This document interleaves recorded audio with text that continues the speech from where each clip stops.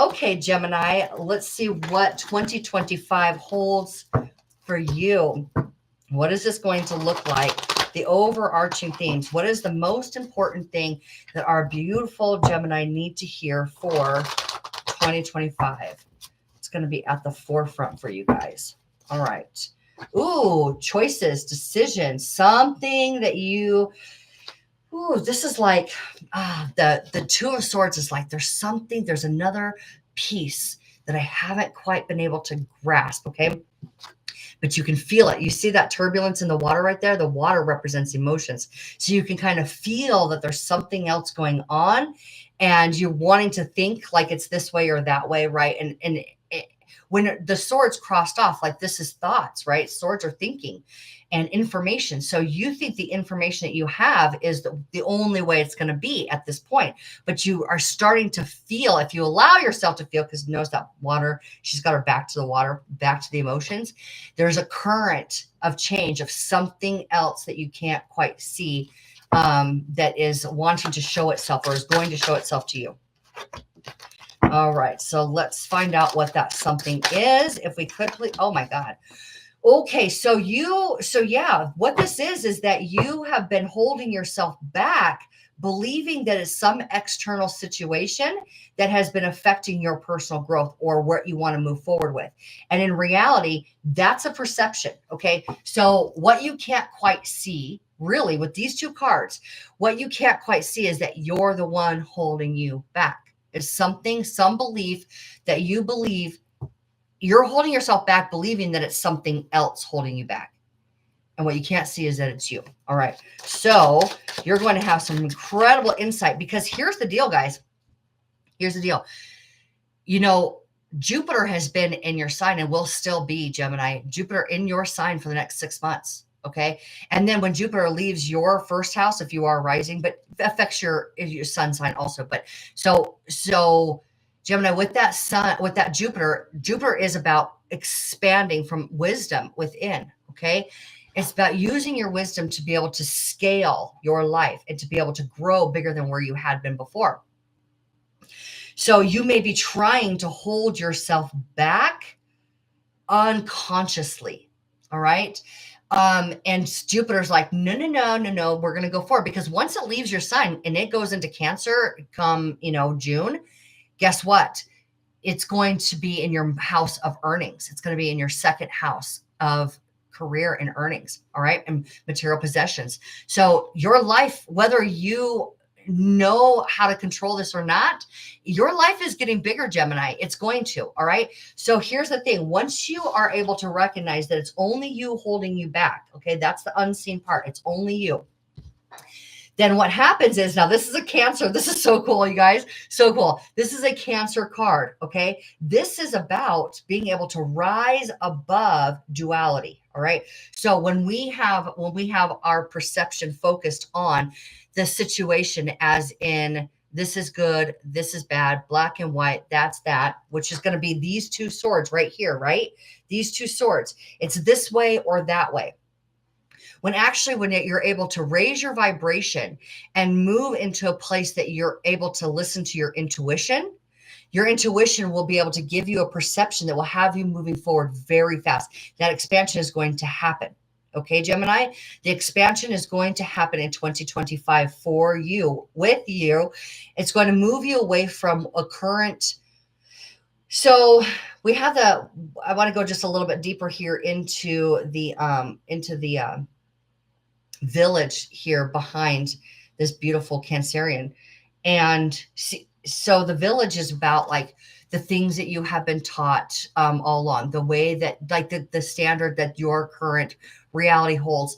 And what I mean by that is the culture of like your family, the culture of your friends, the culture of where the institutions that you have learned from, whatever that culture has been, you're actually going to be able to rise up that actually, and it is that culture from the village that you've been in that has given you the opinions that you have that's creating this duality, right? It's already been decided.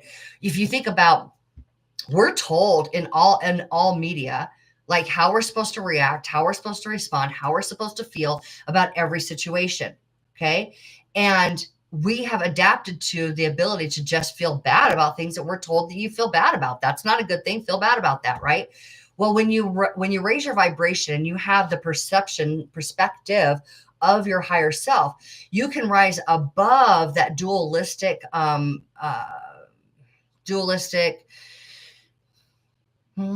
what is the word I'm looking for here? Oh, perspective. I guess it's just a perspective. It's that simple. From being able to see things from that, I guess, programmed response. Okay. Programmed reaction. Okay. A reaction is going to be unconscious. All right. Just by default.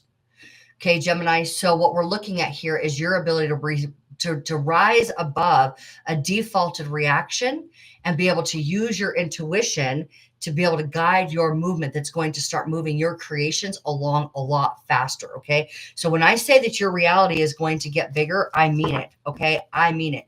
Now, one of the things that what is at the bottom of the deck here is the Three of Swords. Okay.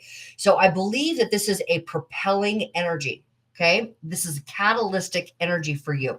The Three of Swords talks about betrayal, heartache, hurt. Now, I had mentioned in a previous reading that the swords, maybe even in this one, I'm not sure. I don't know if I said it or not, but the swords are about perception and thought. Okay. It's about information and also can be seen as truth. All right. It also stands for truth. But if we take a look at our heart and we take a look at our reaction to betrayal, right? That's an emotion. We have the rain back here. This is a stormy night, a stormy cloud, right? And the rain represents emotion. The water does. Okay. So why would we have a swords in the middle of a heart when it's emotional response to what happened?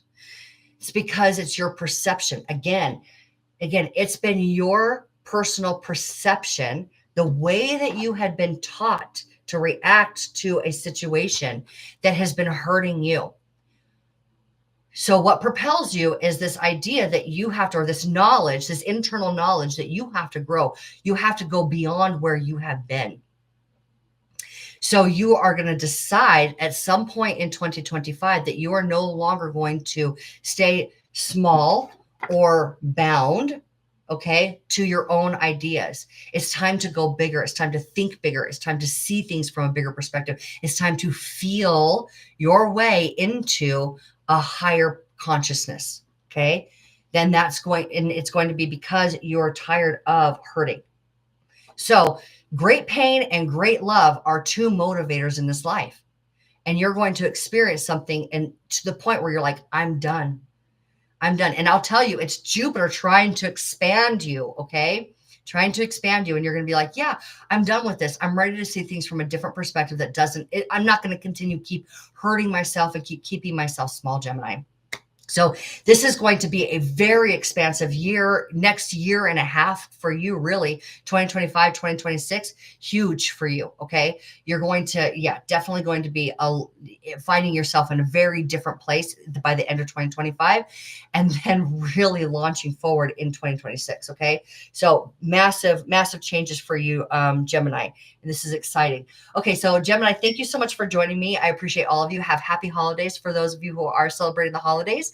And I will see you all next week. Okay, thanks.